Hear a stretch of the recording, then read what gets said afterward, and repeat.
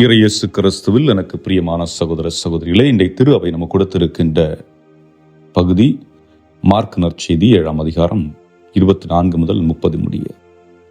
இந்த பகுதியில் பார்த்தோம் என்றால், ஒரு தாய், பெனிசிய பெண், யூத பெண் அல்ல, பெனிசிய பெண். அப்படி என்றால் யூதர்கள் அல்லாத ஒரு பெண். ஆக அந்த பெண்மணியுடைய குழந்தை பாதிப்புக்குள்ளாகி இருக்கிறது. அதாவது தீயாவையால் பிடித்திருக்கிறது என்று விவிலியம் குறிப்பிடுகிறது. அந்த குழந்தை நோய் தொற்று பாதிக்கப்பட்டிருக்கிறது, உடல் நலம் நலிந்து போயிருக்கிறது, துன்புற்று கொண்டிருக்கிறது, மரணித்து விடுமோ என்ற பயத்தில் இருக்கின்ற ஒரு சூழலில் அந்த பெண் இயேசு வந்திருக்கிறார் என்ற ஒரு செய்தி கிடையாது. டயர் என்ற பகுதி, அது குறிப்பாக பல இனத்து மக்கள் சேர்ந்து வாழ்கின்ற பகுதி, யூதர்கள் அல்லாதவர்களும் பலர் வாழுகின்ற பகுதி. ஆக இயேசு அங்கே வந்திருக்கின்றார் என்ற ஒரு செய்தியை கேட்டவுடனே இந்த பெண்மணி அங்கே ஓடிச் செல்லுகின்றாள். ஒரு தாய் தன்னுடைய குழந்தையை காப்பாற்றுவதற்கான ஒரு போராட்டம், விசுவாச போராட்டம். எப்படியாவது என்னுடைய குழந்தையை நான் காப்பாற்றி விட வேண்டும் என்று அவள் இயேசுவை நெருங்குகின்றாள். இயேசுவை நெருங்கி தன்னுடைய பிரச்சனை, தன்னுடைய மகளுடைய பிரச்சனையை அங்கே எடுத்துச் சொல்லுகின்றார். இயேசு அப்பொழுது என்ன சொல்லுகின்றார்?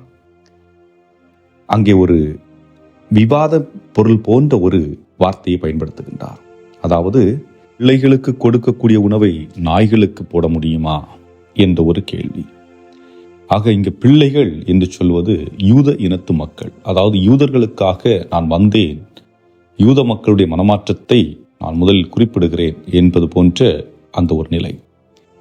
ஆக அவர்களுக்கு கொடுக்க வேண்டியதை, அந்த கடவுளுடைய அருளை உங்களுக்கு கொடுக்க முடியுமா என்று கேட்கின்ற பொழுது அந்த பெண்மணி சொல்லுகின்றார், ஒரு சாப்பாட்டறையில் மேசை இருக்கிறது, அதிலிருந்து சிந்துகின்ற உணவு கூட நாய் வந்து நக்குமே.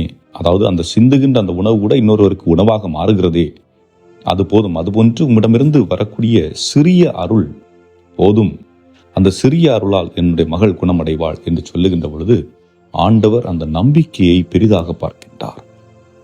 அதாவது கடவுளுடைய சிறு அருள் உங்களுக்கு கிடைத்தால் உங்களுடைய வாழ்வில் மாற்றம் ஏற்படும், நீங்கள் குணமடைவீர்கள், உங்களுடைய மகிழ்ச்சி பெருகும், உங்களுடைய மனம் அமைதியாக இருக்கும், சமாதானமாக இருக்கும் என்பதை விளக்குகின்றார். அன்புக்குரியவர்களே, நம்பிக்கை தான் கடவுளுடைய அருளை கொண்டு வருகின்ற ஒரு பாதை. நீங்கள் எந்த அளவிற்கு கடவுளை நம்புகின்றீர்களோ அந்த அளவிற்கு உங்களுக்கு கொடைகள் கொடுக்கப்படும். வேறு எதை பற்றியும் நீங்கள் கவலைப்பட வேண்டாம். ஆண்டவரை முழுமையாக நம்புங்கள், அவர் கரத்தில் உங்களை ஒப்புக்கொடுங்கள். உங்களுடைய வாழ்வில் நடக்க வேண்டியவைகள் தொடர்ந்து நடைபெறும் என்பதுதான் இதனுடைய கணிப்பு. தமிழகத்திலே ஒரு முறை ஒரு தாயிடம் பேசிக் கொண்டிருந்த பொழுது கேட்ட ஒரு நிகழ்வு. அவர் சொல்லுகின்றார், என்னுடைய மகன் ஒரு குறிப்பிட்ட வயதில் போதை பழக்கத்திற்கு அடிமையாகிவிட்டான், மது பழக்கம், போதை பழக்கத்திற்கு. ஆகவே குடும்பத்தில் உள்ளவர்கள் எல்லாம் அவனை வெறுத்து ஒதுக்கினார்கள்.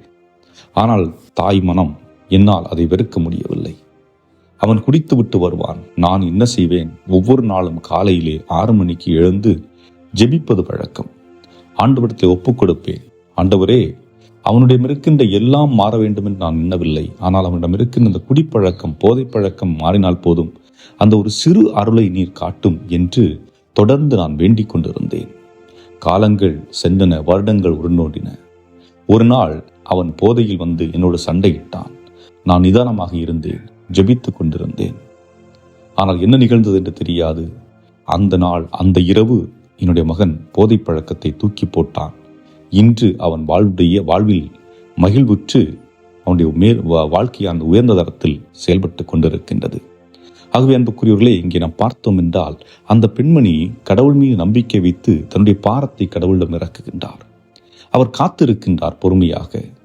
கடவுள் என்றாவது அருள் கூறுவார் என்று கடவுளிடம் சரணடைகின்ற பொழுது அந்த பெண்மணிக்கு உரிய அந்த தேவையை கடவுள் நிறைவு செய்வதை நாம் பார்க்கின்றோம். ஆகவே அன்புக்குரியவர்களே, இந்த நற்செய்தி நமக்கு கொடுக்கின்ற செய்தி ஒன்றுதான். நம்புங்கள், விசுவசியுங்கள், ஆண்டவர் மீது முழுமையாக நம்பிக்கை கொள்ளுங்கள். ஏனென்றால் மனிதர்களாக படைக்கப்பட்ட நாம் அனைவருமே கடவுளுக்கு முன்பு சமமானவர்கள். நம்மில் வித்தியாசம் இல்லை. மனிதர்கள் வேண்டுமென்றால் ஒருவர் மற்றவரை வித்தியாசப்படுத்தி பார்க்கலாம். ஆனால் கடவுள் முன்பாக நாம் அவருடைய பிள்ளைகளாக தான் அவர் பார்க்கின்றார்.